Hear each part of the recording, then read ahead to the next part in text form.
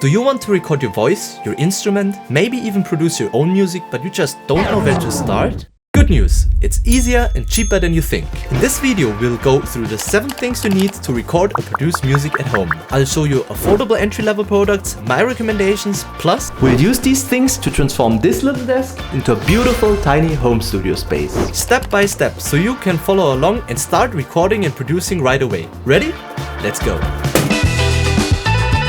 This is the easiest part. Laptop, desktop, tablet, at the start it doesn't really matter. However, when things get more advanced, I recommend getting a laptop with at least an i5 processor, an SSD and around 8 to 16 gigabytes of RAM. I'm not familiar with Apple, but something similar should work. Now that you've got your machine, you might be wondering, how do I actually record music? Okay, but before we start this, we actually have to clean this boy a little bit. DAW, short for Digital Audio Workstation, is the software you record and produce your music in. Now, which DAW should you get? I'll give you a brief overview on the most used programs.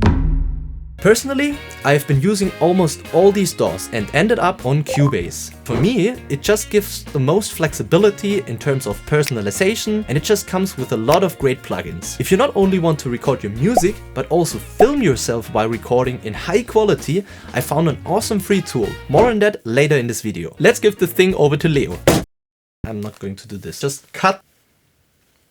Alright, thanks buddy. Place the laptop on your table over here.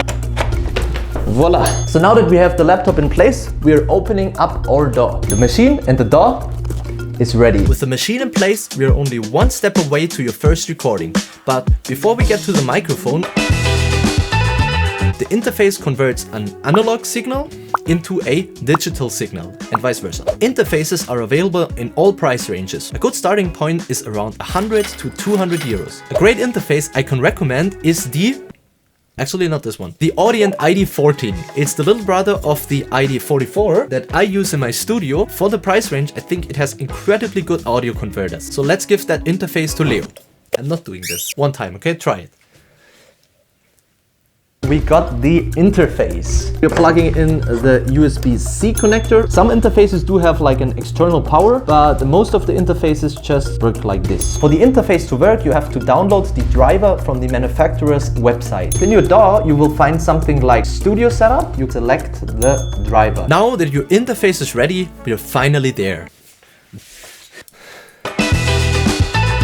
So microphones come in 2 types. Dynamic microphones and condenser microphones. Dynamic microphones are mostly used for live performances, whereas condenser microphones are mainly used to record. In your case, a condenser microphone is the way to go. Entry-level microphones are perfectly fine, starting around 50 to 150 euros.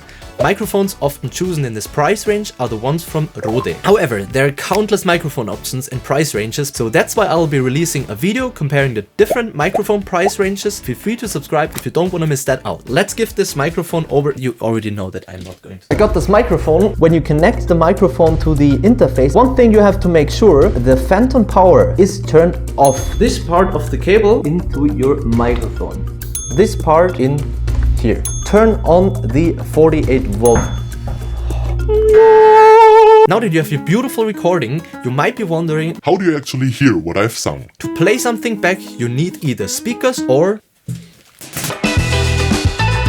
There are 2 types of headphones, the closed back headphones and the open back headphones. My personal taste, I much rather work on open back headphones, but you have to be careful. When you record something, you usually need to have closed back headphones. Headphones range in price from around 20 euro up to... A good entry-level option is usually somewhere between 50 and 150 euros. One of the most well-known headphones in the music industry is the DT760 from Biodynamics. If you get 2 pairs of headphones, I can highly recommend getting the HD650 from Sennheiser. Okay, let's give the headphones over to Leo. Thanks for the headphone. Now we can listen to our beautiful...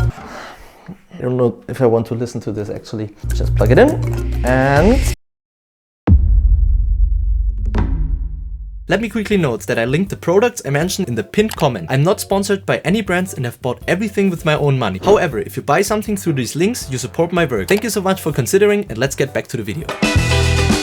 It gets a bit more complicated with speakers because not only do you have different price ranges, but there are also differences in sizes. If you have a large room, bigger speakers are recommended. If you're sitting close to the speakers, smaller ones will work just fine. I suggest starting with speakers in the lower price range from about 200 to 400 euros. A speaker that I can highly recommend is the Adam T5. In the mid-price range, around 1000 euro, I can highly recommend these ones, Neumann KH 80s. These have been the ones that I have been using during my music study in Zurich. However, professional speakers can cost 10.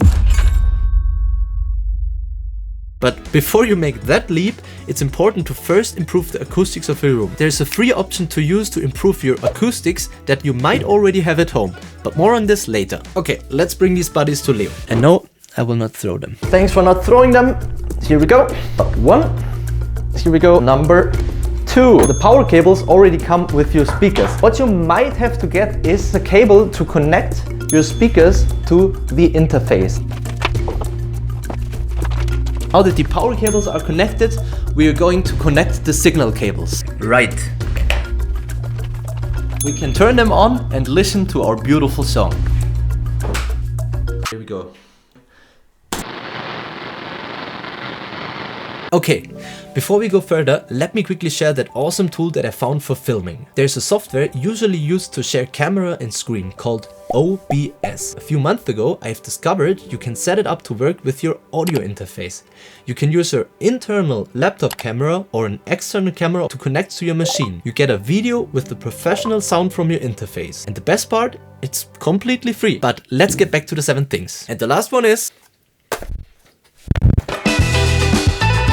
Those of you who want to complement their recordings with VST instruments need a keyboard. You can do it without, but honestly, I highly recommend it. It makes the workflow so much faster and it adds a lot of fun. If it comes to size, keyboard come in all sizes. From the smallest ones with 25 keys up to 88 key pianos. Oh. Here's a quick breakdown. Let's bring this out. Hey. When to choose what. If you want to record small melodies and need something portable, go for 25 keys. If you want something in between where you might play chords, melodies, maybe sometimes being portable, the most chosen one is a 61 key. If you're actually a pianist and used to playing the full piano range, then go for... I'm not gonna get it again, but you know, the heavy one. I have had all sizes of keyboards. Currently I'm actually using a 61 key keyboard. And now let's give this over to Leo and see what he can do with this one. Let's do this. If you get yourself a keyboard like this, there is a USB cable coming with it. Plug in this USB cable, plug it into your laptop. Let's start with the bass. Some Rhodes. I think we need something like... Got a little line in my head. 7 things for you to start recording. Let's listen to what we get. 7 things for you to start producing at home. Okay. So we have just recorded something, but we are not too happy with the sound. Bonus? Here's the simple trick and something you might already have at home. Mattresses. Yeah, thank you. They make for a very good acoustic enhancement because of their weight. Just place them behind your microphone and if you got a second one on the opposite wall. Now we're done. Are we? If you're ready to share your song with the world, there's one more thing that needs to get done. Mix and master. If you want to learn how to mix and master your first song, click on this video. Thanks for watching. Have a good one. Bye bye.